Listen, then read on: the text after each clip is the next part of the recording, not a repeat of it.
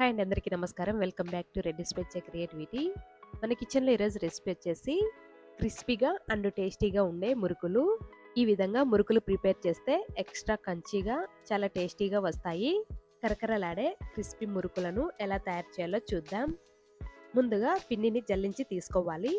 దానికోసం ఒక బౌల్ పైన ఇలా జల్లెడ పెట్టి 2 కప్పులు బియ్యపిండి వేసుకోవాలి. బియ్యపిండిని జల్లించి తీసుకోవాలి. ఇలా జల్లించి తీసుకోవడం వల్ల బియ్యపిండి సాఫ్ట్గా వస్తుంది.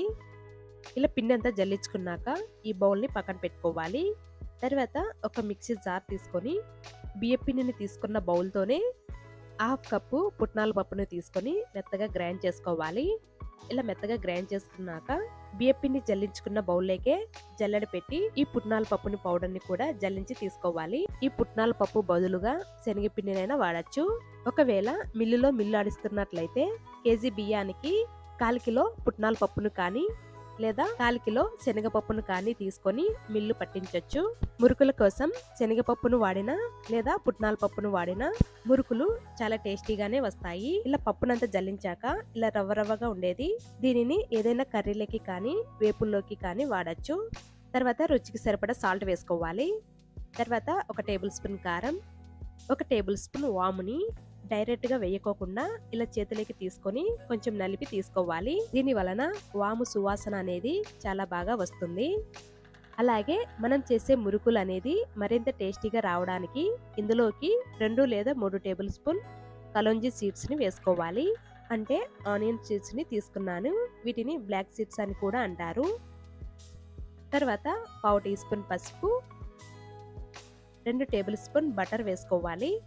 బటర్ లేకపోతే 2 టేబుల్ స్పూన్ నెయ్యి కానీ 2 టేబుల్ స్పూన్ ఆయిల్ కానీ కొంచెం వేడి చేసి వేసుకోవచ్చు. ఇవన్నీ పిండిలో కలిసిపోయేలాగా అంత బాగా రఫ్ చేస్తూ కలపాలి. ఇలా రఫ్ చేస్తూ కలిపితే బటర్ చక్కగా కరిగిపోతుంది. టేస్ట్ చూసి ఉప్పు కారం తక్కువగా ఉంటే వేసుకోవచ్చు. తర్వాత కొద్దిగా వేడి నీళ్లు పోసుకుంటూ అంత బాగా కలపాలి. వేడి నీళ్లు పోసాం కాబట్టి ఇలా స్పూన్తో కానీ గెరెట్తో కానీ కలుపుకోవచ్చు. ఇలా వేడివేడి నీళ్లు పోయడం వల్ల మనం చేసే మురుకులు ఎక్స్ట్రా క్రిస్పీగా చాలా చక్కగా వస్తాయి.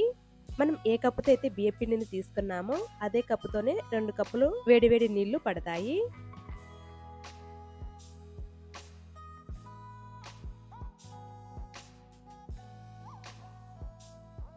ఇలా సరిపడా నీళ్లు తీసుకున్నాక కవర్ చేసి 5 లేదా 10 నిమిషాలు వదిలేయాలి. ఈ లోపు పిండి కూడా చల్లబడుతుంది. ఆ తర్వాత మూత తీసి బాగా కలపాలి. ఇలా కలిపేటప్పుడు నీళ్లు పడతాయి అనుకుంటే కొన్ని నీళ్లను చల్లుకుంటూ అంత బాగా కలపాలి. మరి గట్టిగా కాకుండా అలానే లూజ్ గా కాకుండా కొంచెం సెమీ సాఫ్ట్ గా కలుపుకోవాలి. పిండి అనేది ఇలా నొక్కి చూస్తే ఇలా సెమీ సాఫ్ట్ గా ఉండాలి. ఇలా కలుపుకున్నాక పిండిని మళ్ళీ నానబెట్టాల్సిన అవసరం లేదు. దీనిని పక్కన పెట్టుకొని జంతికల గొట్టాన్ని తీసుకోవాలి.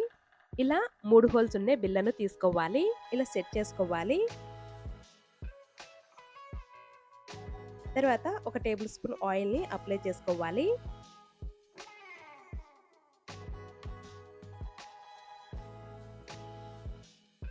ఇలా పైన పెట్టే జంతికల గొట్టానికి కూడా ఆయిల్ ని అప్లై చేసుకోవాలి.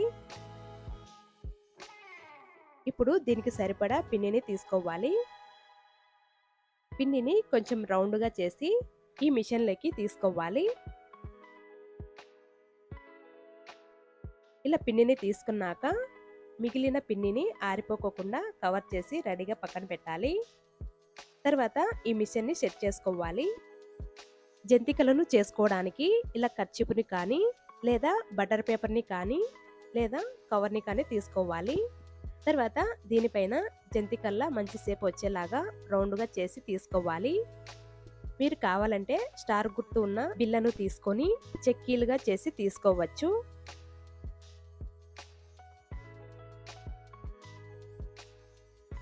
ఇలా ఎన్నైతే పడతాయో అన్ని చేసి తీసుకోవాలి. తర్వాత ఒక ప్యాన్ తీసుకొని ఆయిల్ వేసుకొని ఆయిల్ హీట్ చేసుకోవాలి. ఆయిల్ హీట్ అయిందో లేదో చూడడానికి ఇలా కొంచెం పిండిని వేసి ఇలా చెక్ చేసుకోవాలి.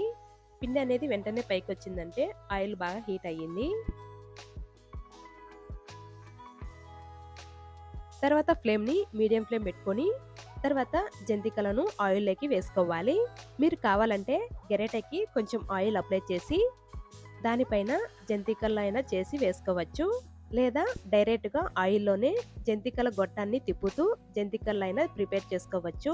ఇలా ఆయిల్లో ఎన్నైతే పడతాయో అన్ని వేసుకున్నాక జంతికలను వెంటనే టర్న్ చేయకోకుండా అవి కొంచెం గట్టి పడ్డాక ఇలా కొంచెం నురగ తగ్గాక అటు సైడ్కి టర్న్ చేయాలి. వీటిని మీడియం టు హై ఫ్లేమ్ పెట్టుకొని అంత బాగా ఫ్రై చేసుకోవాలి.